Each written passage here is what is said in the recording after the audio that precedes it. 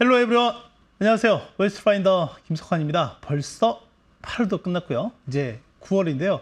와, 정말 올 여름에 정말 더웠잖아요. 네, 폭염, 열대야 이것 때문에 엄청 고생을 했던 것 같은데, 와, 이게 정말 계절이라는 게 무서운 것 같습니다. 요즘에는 정말 아침 저녁으로는 좀 선선한 바람이 불어오고 있는 것 같아요. 아, 이런 것처럼 날씨처럼 우리 증시도 좀 힘을 받아야 되는데, 실제 국내 증시는 정말 힘을 좀 받지 못하고 있는 모습들이 계속 나오고 있는 상황이고, 심지어 지금 엔비디아의 실적이 공개가 됐습니다. 그리고 나서 이제 우리가 9월을 맞이하게 되는데, 9월 증시 좀 어떻게 될지 저와 함께 알아가 보도록 하겠습니다. 자, 일단 9월 첫째 주입니다. 제가 지난주에 한번 보여드렸던 그래프가 있었는데, 이건 뒤에서도 준비했기 때문에 다시 한번 말씀드리도록 하고요. 9월 첫째 주간은 미국의 온 관심이 미국의 고용에 집중될 것이다 라고 하는 거죠. 왜냐하면 자, 여기 중간에 보시면 연준의 베이지북이 공개가 됩니다. 이 말인 즉슨 2주 후에 바로 FOMC 회의가 있을 예정이다 라고 하는 거고요.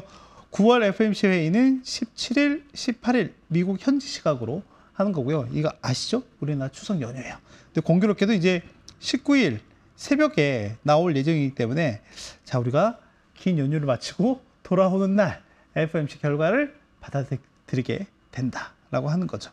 그래서 연준 베이지북이 다음 주 수요일에 나올 예정이다라고 하는 거고요. 그리고 항상 이제 매월 초에 나오는 중요한 데이터들이 있죠. 8월 우리나라의 수출 동향이라든지, 그리고 9월 2일이 미국과 캐나다 이쪽이 이제 노동절 때문에 휴장입니다. 그래서 지금 어떻게 보면 약간 휴가 시즌이다라고 보시면 될 것 같고요.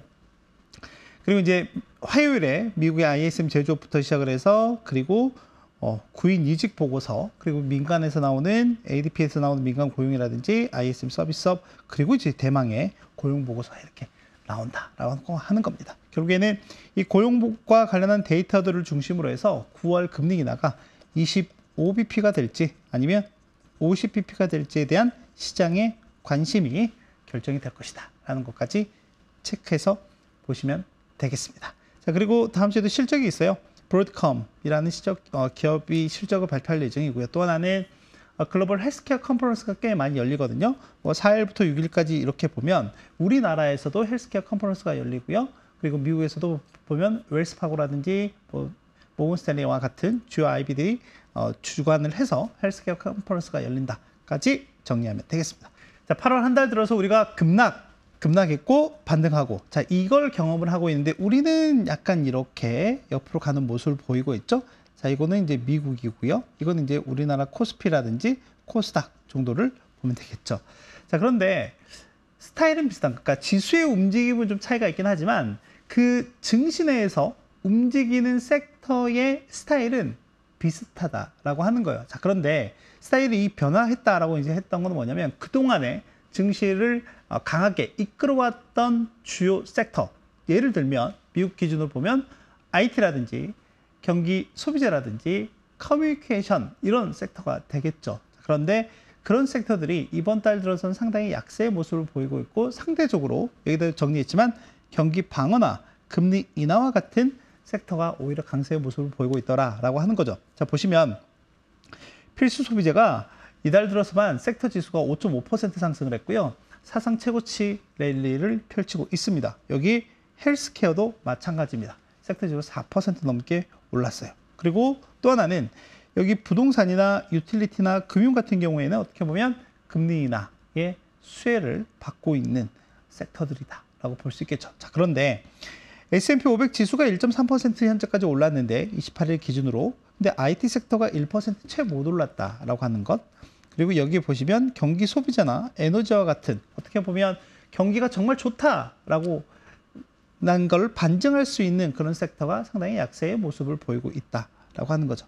이런 관점에서 보면 약간 글로벌 투자자들 또는 국내 투자자들 같은 경우에도 보면 일단은 경기 방어라든지 또는 금리 인하 수혜 섹터에 좀 더 관심을 갖고 향후 불확실성 또는 변동성에 대비를 하고 있는 모습을 보이고 있다라고 하는 거죠. 그래서 어떻게 하는 거죠? 이제까지는 경기 민감 쪽에다가 이렇게 비중을 많이 좀 실어 놓고 있었다라고 하면, 이제는 이렇게 경기 방어 쪽도 하면서 약간의 밸런스를 좀 맞추고 있는, 이걸 우리가 흔히 바벨 전략이라고 얘기를 합니다. 약간 바벨 드는 것처럼 양쪽 다 균형감 있게 가져가는 투자 전략을 바벨이라고 하는데 그런 모습이 8월 달에 상당히 눈에 띄게 나타나고 있다라고 하는 겁니다. 자, 그러면 결국에는 이제 우리가 왜 이렇게 이런 상황들이 만들어지고 있을까에 대한 고민을 좀 해보면 결국에는 이런 거잖아요. 앞에서 말씀드렸던 것처럼 경기에 대한, 즉 이 경기에 대한 우려가 어떻게 됐다? 커지고 있다라고 하는 거죠. 이 경기에 대한 우려가 커지고 있다라고 하는 거는 자, 성장이 좀 줄어들 수 있을 것 같아요. 그리고 실업률이 좀 올라갈 수 있을 것 같아요. 또는 소비나 이런 부분들이 좀 둔화될 수 있을 것 같아요. 뭐 이런 것들이잖아요. 그런데 이게 아주 극단적으로 가지 않는다라고 하면 극단적으로 가면 그게 경착륙으로 가게 되는 거고요. 즉 리세션이라고 하는 거고 이게 아주 극단적으로 가지만 않는다라고 하면 어느 정도는 컨트롤할 수 있는 범위에서 움직인다라고 하면 그게 이제 연준이 지금 가장 바라고 있는 바로 이 소프트 랜딩에 대한 기대감이 될 거예요. 자, 그런데 어찌됐건 이 경기에 대한 우려가 좀 더 커진다라는 것만으로도 보면 투자자들은 앞서 경기 방어 섹터 또는 안전자산에 대한 투자 수요가 많이 늘어나고 있다라고 하는 거죠. 제가 여러 가지의 투자 자산들이 있잖아요. 지금 앞에서 말씀드린 이거는 전체적으로는 그냥 주식이라고 하는 자산인 거고 그 안에 보면 그 외에도 채권이나 원자재라든지 또 원자재도 다양하게 구분을 질 수 있죠. 앞에서 경기에 좀 더 민감한 유가라든지 경기에 좀 덜 민감한 금이나 이런 귀금속 지수들도 있을 거고요. 이제 이런 또는 통화도 있을 거고 그러니까 투자의 수단은 정말 다양하다라고 하는 거죠. 자, 그런데 8월 달은 그럼 어떤 투자 자산이 정말 퍼포먼스가 좋았느냐라고 보면 이 두 개 있죠. 금과 엔입니다. 전통적으로 안전자산으로 불리는 금과 엔이 강세를 보이고 있더라. 과거에도 그랬어요. 금융위기 당시에도 그랬었고 팬데믹이 발생했었던 이 구간에도 그랬었고 지금 금 같은 경우는 계속해서 신고가 랠리를 펼치고 있는 상황이고 엔화는 38년 만에 가장 약세 국면으로 갔다가 최근 한 달 보름 사이에 상당히 드라마틱한 반전의 모습을 보이고 있다. 자, 그리고 최근 들어서 이 두 개가 동조화되는 즉 커플링 양상이 좀 더 강화되는 모습을 보이고 있다라고 하는 거죠. 그리고 주간 단위로 나오는 이 금과 엔에 대한 투기적 수요라고 할 수 있는 이런 거래 대금들도 상당히 늘어나고 있는 모습들을 포착이 된다라고 하는 겁니다. 그 말인즉슨 지금 방금 이 경기 우려에 대한 우려가 커지니까 상대적으로 안전자산 쪽에 대한 포지션 비중이 많이 늘어나고 있는 상황이다라는 걸로 이해를 하시면 되겠습니다. 그럼 이 흐름들이 만약 계속 될 것이냐라고 하는 거는 이제 물음표이긴 하지만 당분간은 이 기조가 좀 유지가 될 가능성이 높아 보인다라고 하는 거죠. 자, 근데 그에 반해서 우리나라 투자자들은 상당히 공격적으로 좀 하고 있는 상황이긴 합니다. 특히 팬데믹 이후에 글로벌 투자에 대한 이런 부분들이 많이 이제 개방이 되면서 우리나라 투자자분들도 미국, 일본, 뭐 유럽뿐만 아니라 다양한 국가들의 투자 비중을 많이 늘리고 있는데 그중에 가장 비중이 큰 거는 역시 미국입니다. 근데 그중에서 최근 한 달만 기준으로 봤을 때 최근 한 달 기준으로 봤을 때 어떤 걸 가장 많이 샀느냐라고 보면 일단 반도체 3배짜리를 샀고요. 엔비디아 2배짜리를 사셨고 그 다음에 이거는 이제 QQQ라고 해서 TQQ 이건 3배짜리입니다. 레버리지가 3배짜리이고 하이베타 이건 이제 경기 민감 상당히 고민감도 종목들을 중심으로 해서 3배짜리이죠. 그리고 테슬라도 2배짜리를 사셨다. 상당히 많이 사셨다라고 하는 겁니다. 그리고 반면에 여기 보시면 채권 쪽으로도 비중을 좀 더 높게 가져가는 부분들도 있었다라고 하는 거죠. 이거 말고는 뭐 기본적으로 개별 종목에서는 인텔 정도만 샀고요. 나머지는 대부분 이제 ETF이긴 하지만은 상당히 레버리지가 큰 종목들에 투자를 많이 하셨다라고 하는 거죠. 다만 앞서 말씀드렸던 것처럼 이렇게 경기에 대한 우려가 좀 더 커지는 모습이 나오게 된다라고 하면 기본적으로 증시가 이렇게 올라가는 데 대한 위험보다는 이렇게 내려온 데 대한 위험이 좀 더 커질 가능성이 높다라고 하는 거고요. 또 하나는 제가 S&P 500 기준으로 해서 기술적으로도 뭐 여러 차례 한번 말씀을 드린 적이 있었는데 아무튼 8월에 이렇게 급락이 나오고 반등이 나왔어요. 자, 근데 이제 이번에 중요했던 거는 거의 이 직전 고점, 그러니까 6월 중순경에 만들었던 직전 고점 대비했을 때 최근에 보면 대략 이게 1% 미만으로 들어왔었거든요. 1% 미만으로 들어왔었는데 이게 최근에는 약간 이렇게 상승 탄력이 약화되는 모습들 좀 보이고 있다라고 하는 거죠. 자, 그래서 중요한 거는 이전에 이제 이렇게 올라왔었고 조정받고 다시 이렇게 올라온 자리에서 이 직전 고점을 얼마나 빨리 탈환하느냐가 되게 중요했던 이슈였는데 일단은 이게 한 차례 좀 그 기운 자체가 좀 빠지는 모습이 나왔다라고 하는 거예요. 그래서 이 부분들을 좀 더 면밀하게 잘 살펴보시면서 시장을 대응하시는 게 좋을 것 같다라고 말씀드리고 싶고, 이제 엔비디아가 회계노드 기준으로는 25년 2분기 실적 발표를 했고요. 그리고 이제 전체적으로 S&P 500 기준으로 보면 이제 뭐 거의 한 95% 정도의 기업들이 실적 발표를 거의 다 마무리해 가고 있습니다. 자, 그래서 한번 전체적으로 2분기가 2분기 실적 시즌에 대해서 한번 정리를 해보도록 하겠습니다. 우리가 이제 중요하게 보는 게 시장이 예상했던 것보다 얼마만큼 더 좋은 성과를 내느냐 또는 안 내느냐, 이런 이제 서프라이즈와 쇼크 비율인데, 일단 서프라이즈 비율을 보면 이제 이익단에서 서프라이즈 비율을 보면 무려 81% 육박합니다. 과거 5년 평균이 대략 77%인데 이걸 훌쩍 상회하고 있다라고 하는 거죠. 근데 저도 저 역시 이제 여러 차례 말씀드리긴 했지만 이제 그것보다 더 중요한 게 항상 저희가 이제 실적이 나오면 맨 위에 올라오는 이게 바로 이제 탑라인이다라고 말씀을 드렸고, 이 탑라인이 매출이라고 하는 거잖아요. 매출? 근데 매출은 기본적으로 P하고 Q에 의해서 나오게 되는 거잖아요. 가격과 판매량에 대해서 이렇게 나오게 되는데 결국에 이 매출이 얼마만큼 늘어나느냐, 그러니까 오거닉하게 계속해서 늘어나는 모습들이 나오느냐 아니냐, 이게 되게 중요한 거죠. 그리고 그게 시장의 기대를 충족했느냐 하지 못했느냐라고 하는 거죠. 자, 그런데 여기 보시면 매출 서프라이즈 비율을 보면 과거 5년 평균은 61%인데 이번 2분기는 48.5%. 이게 보시면 2019년 2분기 이후에 가장 낮은 수치입니다. 3분기 이후에 가장 낮은 수치거든요. 19년 3분기 이후에. 그러니까 지금 이제 기업들을 보면 이번에 실적 시즌을 한번 다 봤을 때, 특히 우리가 많이 갖고 있는 빅테크 기준으로도 봤을 때도 보면, 물론 이제 매출 성장 자체가 둔화가 되는 건 아니지만 약간 매출에 대한 걱정 또는 우려스러운 부분들을 드러냈다라고 하는 거죠. 그게 가장 좀 직접적인 영향을 줬던 게 아마존 같은 기업들이 그랬었다라고 보면 될 것 같고요. 그래서 성장률 자체는 시장이 예상한 것보다 그래도 비교적 잘 나왔다라고 보면 될 것 같습니다. 그로스 자체는. 다만 서프라이즈 비율만 보면 이익보다는 매출 정도는 조금 우려스러운 부분들이 이번 실적 시즌 통해서 나타났었다라고 하는 거죠. 이런 부분들이 결론적으로 이제 주가가 실제 지난 1년 동안의 어닝 시즌 중에서 이번 어닝 시즌에 보면 생각보다 잘 나왔음에도 불구하고, 이런 수치들이 보면은 상당히 좀 잘 나왔음에도 불구하고 주가가 생각보다 더 많이 튀지 못하는 모습들, 어떻게 보면 약간은 상방이 막힌 이런 모습들이 나타났다라고 하는 거죠. 자, 그리고 이제 그게 활용 점정은 역시 엔비디아였습니다. 엔비디아인데 지금 보면 시간외에서 27% 정도 하락을 한 상황이에요. 물론 이제 그 시간외 중에는 더 크게 낙폭이 또 빠지기도 했었고요. 자, 그런데 실적이 안 좋았습니까? 아니에요. 정말 좋았습니다. 2분기 실적도 정말 잘 나왔고요. 3분기, 4분기 가이던스도 정말 높게 잡았습니다.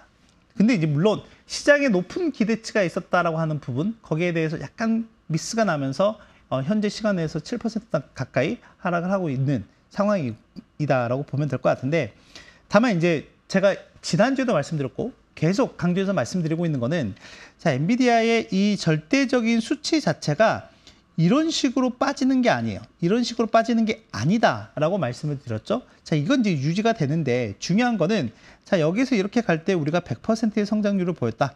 그리고 여기서 이렇게 갈 때 50%의 성장률을 보이고, 여기서 갈 때 30%의, 즉 이 그로스에 대한 부분이라고 하는 거죠. 시장에서는.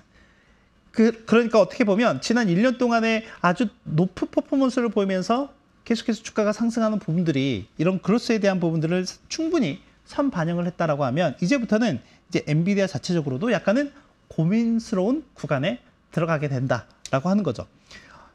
이런 과정을 우리가 익히 알고 있는 빅테크들도 다 경험을 해 왔었다라고 하는 거고, 약간의 이제 성장통 같은 거라고 보시면 될 것 같고요.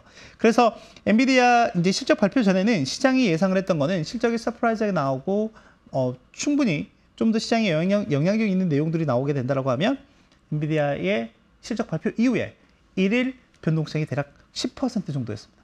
대략 엔비디아가 3조 2천억 달러 정도의 시가총액이 되기 때문에 하루에만 3,200억 달러의 시가총액이 늘어날 수 있다라고 하는 내용이었고요. 근데 이게 또 그 반대로도 갈 수 있는 거죠.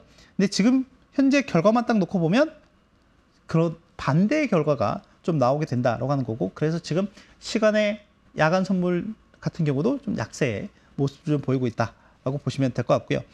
지금 보시면 예상보다 얼마나 잘 나왔고 서프라이즈 비율이 얼마였냐 이런 것도 보면 어떻게 보면 계속해서 이렇게 둔화되는 모습을 좀 보이고 있다라고 하는 겁니다. 그래서 이런 부분들이 일단은 엔비디아 실적 발표 이후에 나타나고 있는 시장의 변화다라고 볼 수가 있을 것 같고요.